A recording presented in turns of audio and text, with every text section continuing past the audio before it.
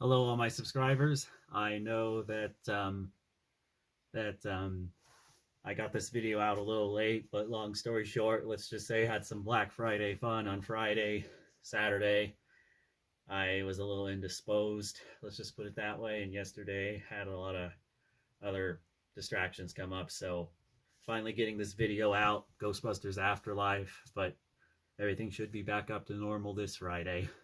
Um, so anyway, um, yeah. So this will be my spoiler-free review based on that dance video you saw me do, and this is going to be for the true Ghostbusters 3, Ghostbusters Afterlife.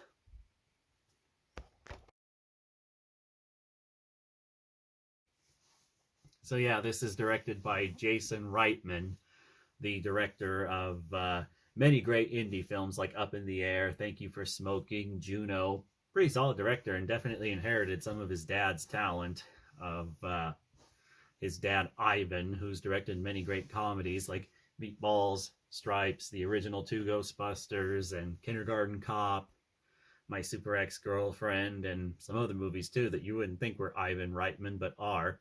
The other one being the movie Draft Day. That was another one that was directed by him that you wouldn't think it was him. But yeah, he was also producer on this film.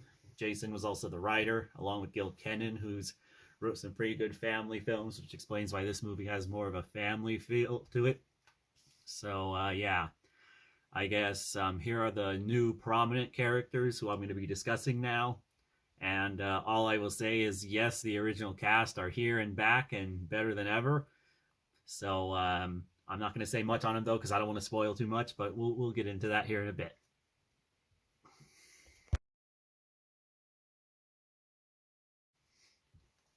So yeah, the basic plot is Egon has just recently passed away in the Ghostbusters universe, very similar to the late Harold Ramis, rest in peace legend. Yeah, he played Egon. He passed away about 7 years ago. Anyway, let's just say the way they honor him in this movie, I don't want to spoil anything, was really great. Loved what they did. And this movie was almost a feature-long tribute to the late Harold Ramis, while also letting the new Ghostbusters establish themselves as the new Ghostbusters, making them likable, while also giving the original Ghostbusters the love and respect they needed, and not casting them aside or whatever. And when they do appear, oh boy, you love it and you're cheering. It is a really amazing moment. So anyway, some of the family, as they go to this farm, they find out that Egon was a recluse. And I can't go into it too much in this spoiler-free review, but let's just say the reasons are not known at first. And the new characters being Trevor, Phoebe, and Callie. Callie, the daughter of Egon, and his grandchildren are Phoebe, played by McKenna Grace, who you just saw there, and Finn Wolfhard Mike from Stranger Things. And they have some new friends who also join them on this journey, like Podcast.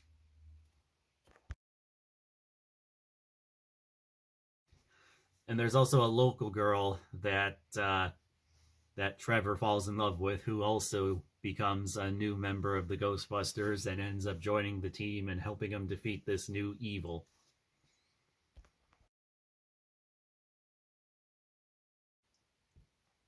I guess I'll say this. There are some references to the first movie and some reoccurring villains, but I don't get the criticism that this movie relied too much on nostalgia for its own sake. I feel like the new characters are good enough to make this stand out on its own, not to mention having the new setting. Instead of it being in New York, it's in Oklahoma. And they still did new things with their old references, like Stay Puft Marshmallow Man now being the tiny little Stay Puft Marshmallows, and some nice things that they did with the Gozer dogs from the first two Ghostbuster movies. And yeah, also gonna get this out of the way right now. This movie does not, and I repeat, does not retcon Ghostbusters 2. Ghostbusters 2 still happened. Jason Reitman said it himself. There's some references too, like the toaster And oh, Ray working in his occult bookstore from Ghostbusters 2.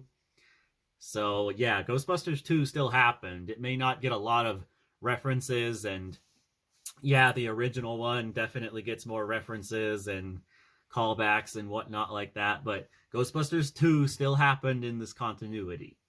So it's a trilogy, it's not two films. They didn't retcon it.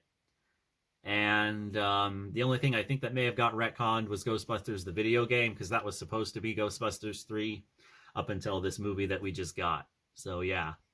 But yeah, overall, great film and nice balance of old and new. Love the effects, and you could definitely tell, as Dan Aykroyd said, Jason Reitman wanted there to be as many practical effects as there were visual effects. And these Ghostbusters established their own new way of fighting the ghosts, along with the little gunner seat that Phoebe uses to catch the ghosts, and also Trevor having his own style. Same thing with Podcast. And also the little remote controlled ghost trap used to capture the ghosts is another nice little touch. But yeah, the way the original cast was used was great. And I guess I'll say this, stick around for the credits. There are two scenes, a mid-credit scene and a post-credit scene, and they are both wonderful. So I guess all I have left to say is I really love this movie. If there is going to be a Ghostbusters 4, wonderful. I'm all for it. But if they want to end it here, I kind of feel like they wrapped up the story. And it's kind of at a point now where it can just be done. And very much like Bill and Ted Face the Music, another long-awaited sequel to a series that only has 2 movies. I feel like this was a long-awaited sequel done right.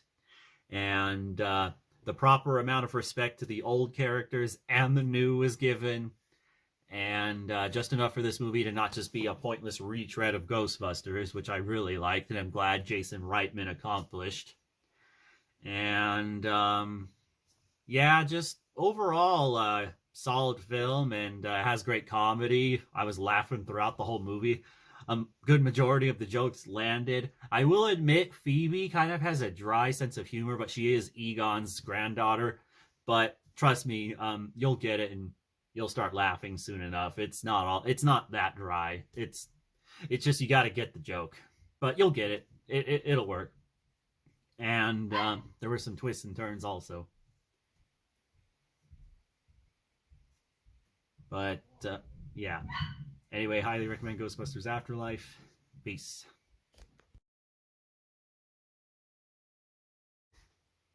I guess along the lines of a post-credit scene also. Got my own little Stay Puft Marshmallow Man pen here that I forgot about. Thought I'd show off right here for a second.